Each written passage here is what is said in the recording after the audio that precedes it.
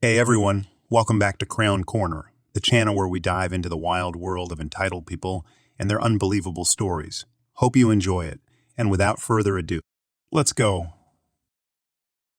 This is a long story. I'm a girl, my birthday is on April 2nd, I turned 20 years old. My best friend since elementary wants to take me to the beach with her boyfriend and mine too, so technically a double date to the beach. I've never gone out of my tiny city, and God forbid I go out with my boyfriend, because when I do, I have to constantly update her with pictures and get FaceTime calls. My mom has told me that if I don't answer her FaceTime call, she'll never let me out with him again. I have an older brother, and he and his girlfriend recently just got engaged after years of being together. They started dating in 2017, so they were quite young, maybe 17, maybe even 18. I do remember when he brought her over for the first time. They went into my brother's room with the door locked. Keep in mind they don't even have a year at this time. When I brought my boyfriend over, the door had to be wide open. I couldn't have him on the bed, he had to be sitting on my desk chair. I was a senior in high school at this time. I recently had graduated too, so I was 18. The same age my brother was when he could lock himself in his room with the TV on max volume. She says she keeps everything equal between me and my brother. She's bought him a truck. I didn't have a quinceanera because I wanted a car, so all I had was a pool party. Also, my brother has gone to the city that's 3 hours away and stay in a hotel for 3 days. They've also gone to the beach and stayed over. She's also been able to sleep over, with the room door locked again with the TV on blast. This was all before he proposed, and I have yet to get a car. Shocker. I deeply regret not getting that quince. Anyway, she never liked my boyfriend since the beginning. For context, my boyfriend was born in Mexico and obviously has family in Mexico. If anyone knows Mexico, it has gotten pretty scary over the years. My mom's side has family in Mexico, and for this reason my mom didn't want me to be with him, because she thinks in her head that I'm automatically going to run off with him to Mexico and get killed. Ever since that day, she's been telling me he's not good for you. He's just using you. He doesn't love you. She's told me to keep my options open for other men while I'm in a relationship. My mom is a Christian. She's wanted me to get with my ex-situationship, and that ended with him telling me that he got tried of me and that he never liked me. I told my boyfriend about this, and obviously he got upset. I told him not to confront my mom because I was scared, but he did anyway. I feel like she got even more upset because no one has stood up to her. After that whole argument with him and my mom came into my room to tell me that she feels betrayed because I told my boyfriend what she said. For a whole week, she'd tell me every day that she felt all this and that she was sad, basically guilt-tripping me. Since that day, she genuinely began to hate him, I think. She'd tell me that he couldn't hold it back or keep it to himself. She thinks of him as a narcissist. She'd make time to talk to me just to talk crap about my boyfriend to me. This brought me to the point where every time she sat near me or started talking to me, I'd start to shake and get anxious. One day, she caught him at the house because I had to sneak him in to have any alone time, and when she caught him, he was in the shower. He was trying to sell his car. He had just came out of work, and he asked if he could shower before he met up with the guy that wanted to see the car, and I was cleaning my cat's vomit. We were doing nothing wrong, and I see why she'd be upset. So once he walked out the house because she told him to get out, she told me to show her my underwear. Basically to see if I recently had sex, which I don't really understand, but I gladly showed her because they were obviously going to be clean like what. Anyway, after that, she took my phone and read every message with my boyfriend, pictures and videos and all. She read where I felt trapped at home. She read where I wanted to move out with my boyfriend starts working because he's given me the opportunity to go with him. Found out I wasn't a virgin at 19 years old with my boyfriend, all the sex. She completely invaded my privacy. When I would try to talk to her and tell her how I'm feeling, she'd make it all about herself and say, okay, fine, I won't help you with this or that, etc.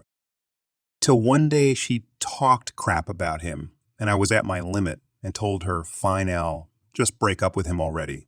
And she said, no, you can't do that because of me. And I locked myself in the restroom and had a panic attack on the toilet. This happened last month. Not sure, but I'm sure that I've been slowly falling into depression genuinely. Me and my boyfriend have been together for a year at 8 months. My whole family likes him. It's just my mom that doesn't. Now she'd made my dad and brother not like him. I went to middle school in the early 2010s, right before smartphones really took off. I got my first phone right before starting 6th grade. It was a slide phone with a pay-as-you-go plan that cost 10 cents per minute for calls and per text message sent or received. Worse yet, sending or receiving photos cost 25 cents each. It was very expensive, and my parents only gave me $100 a year for this. If I exceeded the amount, I had to cover the rest with my limited birthday and Christmas money I had. Fortunately, most of my friends were good about helping me preserve the balance.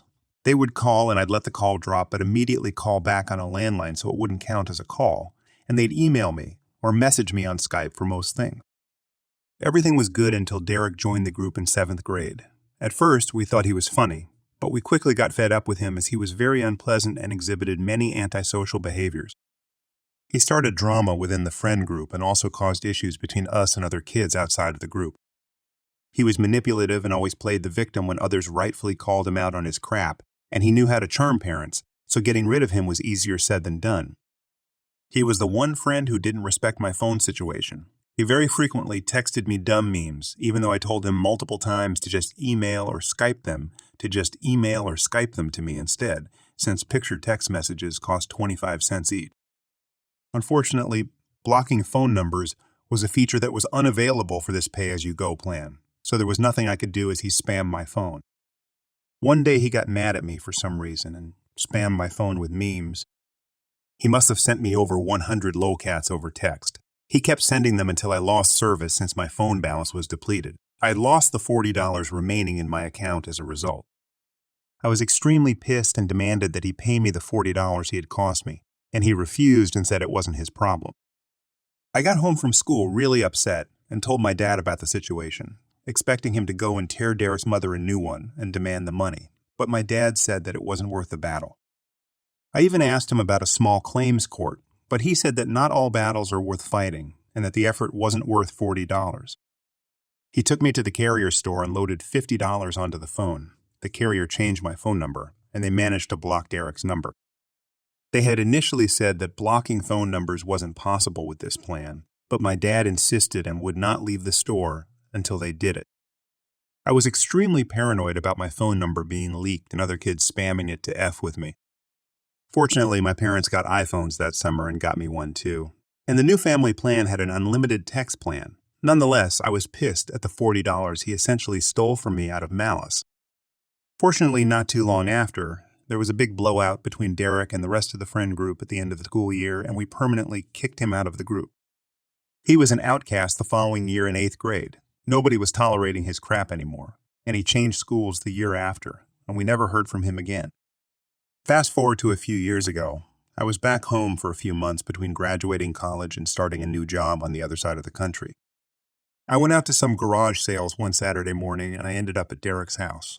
I recognized his mother, but I don't think she recognized me. I guess glasses and a beard is all you need.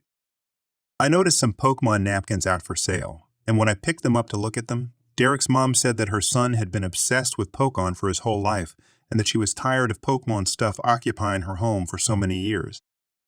I said that these napkins were from my younger cousin who was really into Pokemon and asked if she had any more Pokemon stuff. She said she didn't know people were still into that and that there were a few boxes in the attic with her son's old stuff. She actually took me inside the house, which I never imagined I'd set foot inside ever again, and let me climb up the attic ladder and take down several large boxes to look through.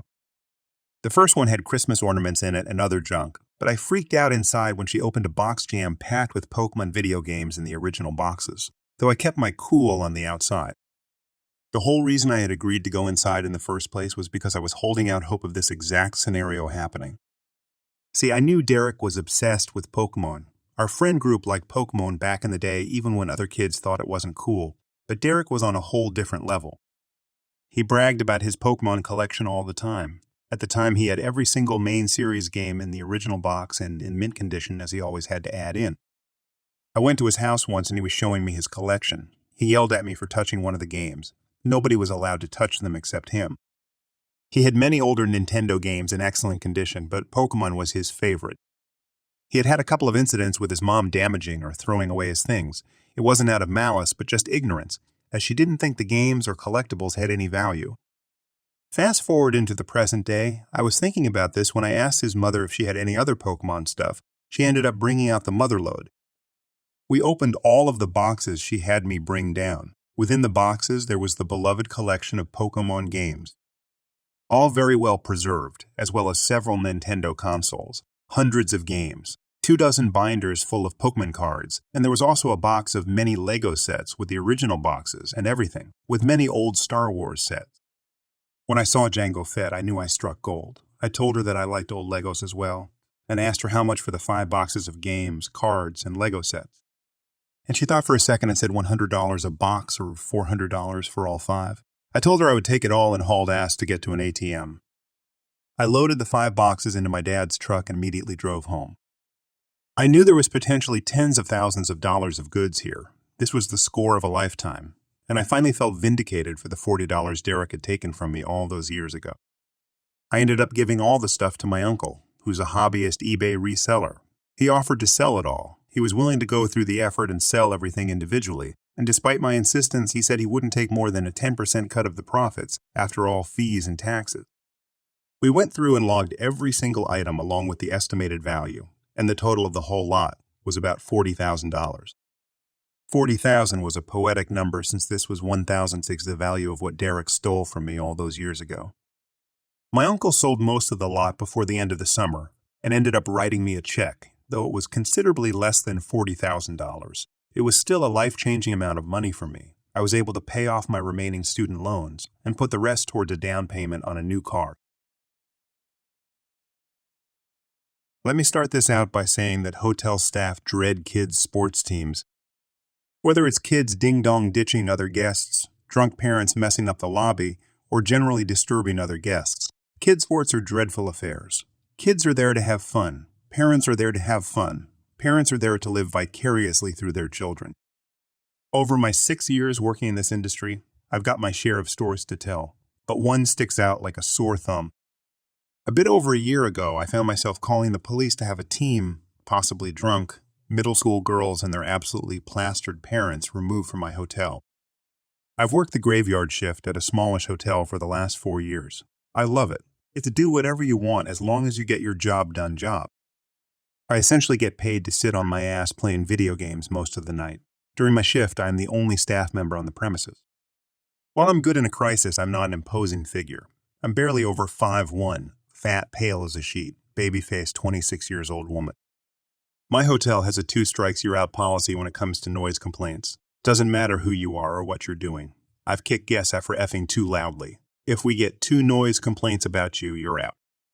If you refuse to leave, I will call the police to remove you. We also have a 10 p.m. curfew for children. They can't be outside of their room without a parent.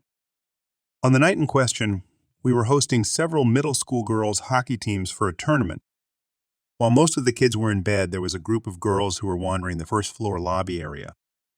When I told them they needed to be in their rooms, they pointed to a group of adults drinking in the lobby and said they were their parents. I went back to my work and thought nothing of it. A little while later, I was on my way to deliver something to a guest when the girls joined me in the elevator, chatting loudly. When I warned them about our noise complaint policy, they just laughed at me. I knew I would be kicking them out when I saw one of them waving to the security camera while I was in the back office. A little while and one noise complaint after that, the girls walked through the lobby with one of their dads and I warned him that I'd have to kick them out if I got another noise complaint. I'd be kicking them out. He laughs. Their parents in the lobby tell me they have no idea who those girls were. One of them comments that he thinks the girls might be drunk. Bear in mind these girls are only 12, 13-year-old. I've done housekeeping. Parents have no problem with leaving booze out in the room they're sharing with their kids. Not long after comes the death knell. The second noise complaint. I grab my phone and head up, get to the room, and it's just the 6 girls and no parents. I tell the girls I need them to take me to their parents because I'm kicking them out. One of them calls their mom and tells her we're kicking them out. I've dialed 911 and I'm on the phone with an operator who tells me to walk away from the situation. I go to the elevator trying to no avail to get one of the girls to come with me and take me to her parents. I should note that there are 6 girls and 6 parents. Moms will be referred to as EMs and dads will be EDs. One of the moms walks up to me while I'm headed to the elevator. EM1. I can see you're having some issues right now. You just need to calm down. Me. No, your families need to leave. EM1 continues to try and comfort me about my personal issues on the elevator ride down. I get off the elevator and find myself backed against a wall by 6 drunk, angry parents. EM2. My daughter said you put your hands on her and she has video. AD1. We're paying X amount of money to stay here. EM3. Look, I can tell you're young and I'm much older than you. AD2. I want to talk to you, manager. Me. I am the manager. Slight fib, but I am the senior person on staff at the moment. All parents continue like NPCs with only 3 dialogue options each. Now that one of them thinks I put my hands on her child, I'm scared crapless I'll get hurt if I make a wrong move. I eventually manage to slide along the wall and have a clear path to the front desk, bolt to the back office, lock the door, and wait for the cops to arrive. 2 officers arrive. One comes to the back office and I give him a rundown of the night. The other officer goes to talk to the parents and M3 does most of the talking. Officer has the patience of a goddamn saint. After an hour of talking and a few uncalled for snide comments from me, cops head out. I tell them my manager will get the security cam footage for them. Parents and kids grab luggage trolleys and bring their stuff down. Parents have a 9-hour drive ahead of them. One of them broke the mini fridge in the room. Standard charge of $250 for that. One of the most infuriating comments that kept popping up throughout this whole ordeal was I'm paying X amount of money to stay here. Everyone is paying to stay here. All 100 guests in this building are paying to stay here. Paying for a hotel room does not entitle you to stay at that hotel. 3 calls the next day. Says she'll call the police on me. I tell her to go ahead. I've broken no laws. She says she knew that I was going to charge her for damages, not realizing that she's basically confessed to breaking the fridge. She says I've traumatized the girls. Who will the jury have sympathy for? Yada yada, your dad eventually gives up and hangs up.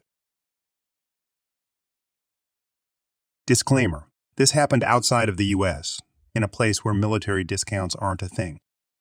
I work retail. This story has built up over a few months, and I think now it's finally over. I had 3 encounters with this ED, and I hope there isn't a 4th. Encounter 1. AD emails. AD, hi, I was in your store about a year ago. The guy told me because I'm in the military, I get a 20% discount, so I'd like that as a code to buy stuff online. Me, hi, sorry, but I think you're mistaken. We don't offer military discount. Perhaps you're thinking of another store? AD, no, it was your store. The guy told me so. Are you not going to honor your promise? Me, I'm not sure there was a guy or a promise. No one here recalls this happening, so there's nothing to honor. We don't offer military discounts, let alone 20% discounts. I'm sorry, but I think you've confused us for someone else.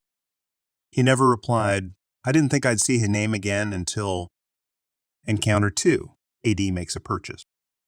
I didn't recognize the name at first, but something on the purchase order triggered my memory. Like most online stores, at the checkout we have an option to include shipping instructions like leave behind gate. It's very clear that the instructions are for postage, but people still write instructions to us in there. As I was processing new back orders, I saw a box of shipping instructions with a lot of text. I read it, and I couldn't believe it. It said, please refund 20% of my order. I made this purchase before I got my military discount code. Wow, I thought this can't be the same guy. He knows he wouldn't get a discount code, but it was. I searched the email on the order in our email inbox, and yeah, same guy. I didn't say anything. I just rolled my eyes at the thought of someone being so entitled and approved the back order. Encounter 3. AD demands free postage. About a month later, AD appears in the emails again. AD, hi, just wondering why you haven't sent my order yet. Me, hi, your back order hasn't been sent yet because the back ordered item hasn't arrived.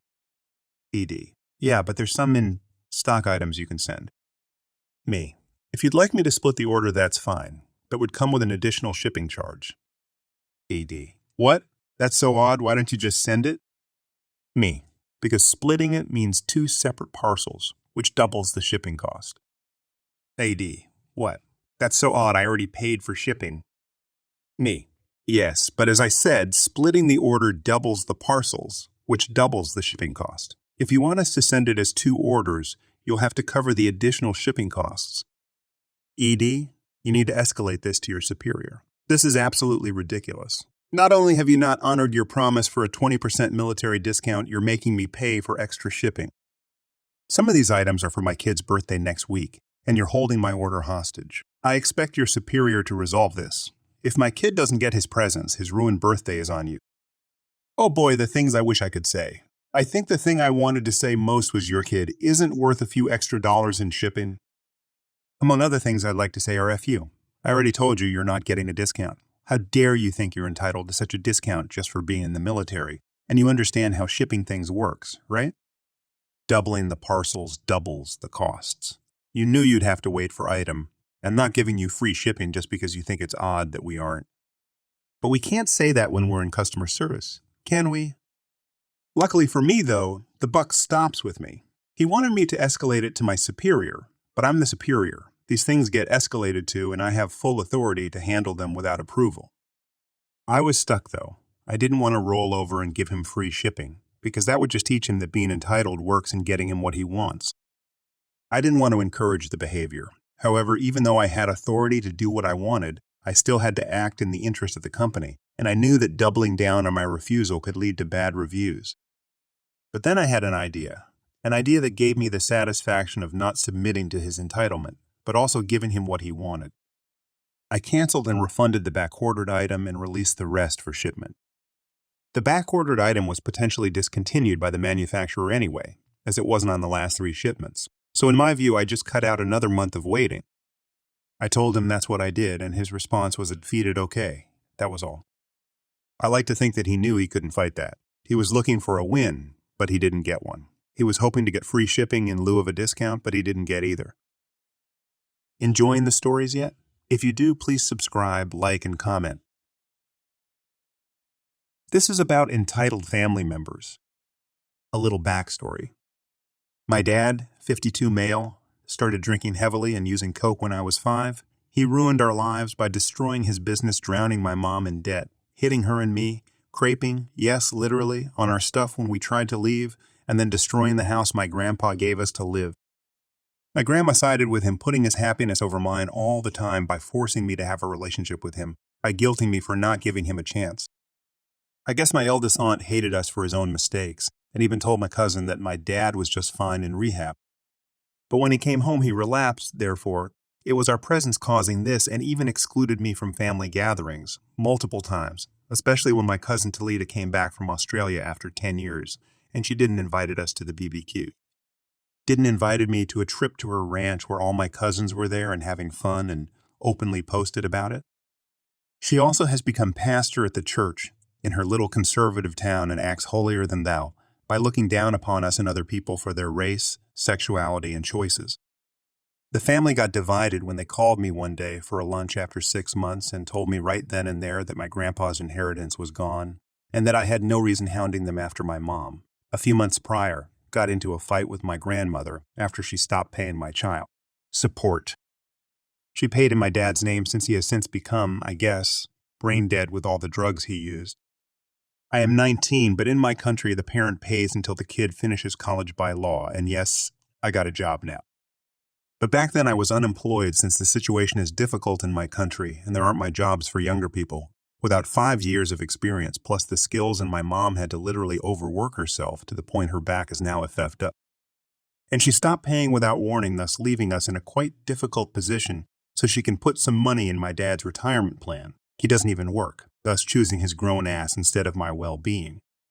Cue to today, my Aunt S, my fairy godmother, and my mom got together to get me and my cousins after a year of hardship for both close families. Apparently, my aunt has told my mom that my grandmother is showing signs of dementia and won't be able to cover my dad and his shenanigans or care for him by babying him till their death. And my pastor aunt has yet, again, managed to knock down a few of her relationship with the family by berating one of my cousins, male 29, by embarrassing him in front of friends after she saw him drinking with his friends. A few people in the family got angry with her holier-than-thou attitude and decided to drop her. It's only a matter of time until she vanishes into her stupid ranch and dies alone without family besides her poor excuse of a husband and her pit bulls because of her actions and thoughts. Karma is truly beautiful. This was done by S-Colleague. Well, this happened a few years ago when I was working as a techno manager in an Indian startup IT firm. It was a small firm with less than 50 employees and there were 2 founders. Let's call them Vicky and Joel. Vicky had worked a short time in an MNC, but was not able to stand authority and had to resign, whereas Joel had no real workplace experience. Vicky managed the place like a king, show tantrums, anger, etc. Joel was simply a yes man to Vicky. Now we had an HR lady who was okayish with the older employees and strict with the newer ones. As for me, I was not that good technically compared to my colleagues, but was good at people management. Also, I was one of the longest serving employee too. I was friendly with most of the employees, especially the new ones. This was due to the fact that I knew it was not easy to work with the founders, and I wanted the show to continue as it was my first company too. So a new joinee named Bob joins, and after 6 months he is assigned into a project. Because of the time zone difference, he worked up to 4 or 5 a.m., and the client too was happy with him. Since he was sleeping late, this guy always reported at nearly 11:30 a.m. in office. Out of the blue, founder calls me in HR and asks that why Bob is late to office and said he has to be in office by 10. Zero him as other guys. By the way, forgot to mention Vicky and Joel came into office only once in a while, and it was pre-corona times, but since they are founders, let's ignore that. HR lady took the responsibility of asking Bob about that. At this point, since HR lady is not aware of Bob's working hours, I interrupted and told that he's leaving the office by only 2:04 a.m., and it's kind of unfair to ask him to cone early. Vicky cut me and says, no, he has to follow rules, and this is the basic etiquette when working in this office. I said, okay. HR lady calls Bob in her office and questions him about the timings, to which Bob says, okay, Mom, we'll comply. Now, Bob and me have a good rapport, and he comes directly to me and tell me what happened with the HR. Then I ask him, what are you going to do? To which he says, I will ask for a clarification via mail, and then we'll comply. I understood where it's going and give him a best of luck, trying hard to contain my laughter. After 10 minds, HR comes to me with her laptop in panic and show me the mail which Bob has sent. He has CC'd the founders, the client head he's reporting to, and have written something in lines of this. Hi, client head name. This is to inform you that, as a request from my office to comply to the office timings, from tomorrow onwards, my work timings would be 10 a.m. IST to 7 p.m. IST. An example, 10:30 p.m. to 7:30 Chicago time. I request you to change your meeting times to the times when I'm available, and if any inconveniences, please contact HR, Vicky, or Joel. Thanks, Bob. I ask the HR if this was somewhere mentioned in the offer letter, and he nods yes. I tell her to take the matter to Vicky. At Vicky's room, since the narcissist guy he is, scolds HR for not nothing this in the offer letter, then asks her to correct this. She goes to Bob and asks for correction, to which Bob firmly says no to. HR lady, being stupid, tells that she told this because Vicky asks her to, and Bob still stands firm and asks HR if Vicky have said it, then asks Vicky to have said it, then ask Vicky to formally reply in the mail thread asking to revert to his old timings. Bob also says that he is not going to get back to old timings unless Vicky mails, and they have approximately 4 hours to do so before the client reacts. HR comes to me for help, and we go together to Vicky's room and brief. Vicky lash out at HR, and at this point I interrupt and says it's better to address the issue as in 4 hours client will get involved, and we have to take a decision before that. Vicky hesitantly sent out the mail saying it was a mistake as Bob's special case was not considered during the decision-making, and Bob can continue his earlier timing. As I walked back to office, I saw Bob looking at me and laughing really hard, and I had to hold a straight face as HR lady was also behind me. Needless to say, Bob has his timings intact. Cruising on my Harley-Davidson is a slice of heaven for me, and one sunny afternoon, I decided to hit the open road for some two-wheeled therapy. I made my way down the winding roads, the engines growl beneath me, and the wind in my hair. Life was good until I had to pull into a gas station. I rolled up to the pump, and as I was reaching for the nozzle, I heard this angry voice, a voice that was shrill and demanding, a voice that made me instinctively look around for the source. And there, getting out of her Toyota, was Karen. Yup, a real-life Karen. She stomped over like a bull in a china shop. "What the hell do you think you're doing?" she screeched, pointing at my bike.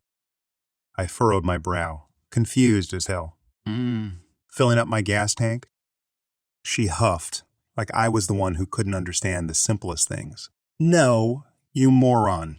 What about your obnoxious, ear-piercing bike? You think this is a damn racetrack?" I had to take a deep breath before responding. "Look, lady, I'm sorry if the bike's loud, but it's a Harley. That's how they roll." Karen's face turned a bright shade of crimson as she crossed her arms. "That's no excuse for ruining people's peace and quiet. You're a menace." I was trying to keep my cool, but Karen was pushing my buttons real hard. I went back to fueling my ride, ignoring her. I'd learned over the years that arguing with someone like her was a losing game. But Karen, she wasn't done yet. Oh no? Not by a long shot. She decided to put on a show for everyone at the gas station. She aimed a kick at my bike like she was a pro soccer player. Before I could even react, her foot connected with the side of my Harley. The bike wobbled, and I watched in horror as the gas nozzle popped out of the tank, splashing gas all over the ground. My heart sank as I thought about the potential disaster that could have been.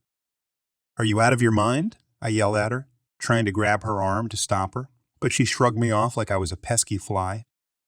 "This is what you deserve for being so inconsiderate," she screeched back, still not quite getting the concept of a Harley's distinctive roar. I couldn't believe it. Gas pooling around my bike, and my baby had a fresh scratch on its side. I was seeing red, but I knew that dealing with Karen required more than just losing my temper. "Lady, you could have blown us all up with that stunt. You don't mess around at a gas station." I tried to reason with her. But reason and Karen didn't seem to go hand in hand. She simply scoffed, turned her nose up, and walked back to her Toyota. In the distance, I could see a few people who'd witnessed the whole fiasco shaking their heads in disbelief. They knew, just like I did, that Karen was a special kind of crazy.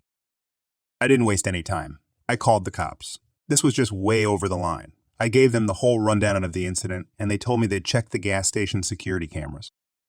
It didn't take long for the cops to arrive. They reviewed the footage, and there it was, plain as day, Karen kicking my bike like she was auditioning for a Bruce Lee movie. With evidence like that, there's no escape for Karen. The cops cuffed her while she was mid-tirade about her rights and how that bike needed to be silenced. I stood there, a mixture of anger and relief coursing through me. She was finally getting what she deserved. As they led Karen away, she shot me one last venomous look. "You'll pay for this. You and your damn noise machine?" I just shook my head, finally able to breathe easy. The gas station spectators gave me some nods of approval and a few cheers. They knew that in the battle of Harley versus Karen, Harley had come out on top. In the end, justice was served, and I had a good story to share with my biker buddies. It just goes to show, you never know when you'll encounter a wild Karen ready to go toe-to-toe with a Harley Davidson. But for that day at least, my bike roared louder, and the law was on my side. Thanks for joining us. If you enjoyed the video, don't forget to hit the like button and subscribe for more captivating stories. Share your own experiences, opinions in the comments below, and let's keep the conversation going. Until next time, stay tuned for more epic tales.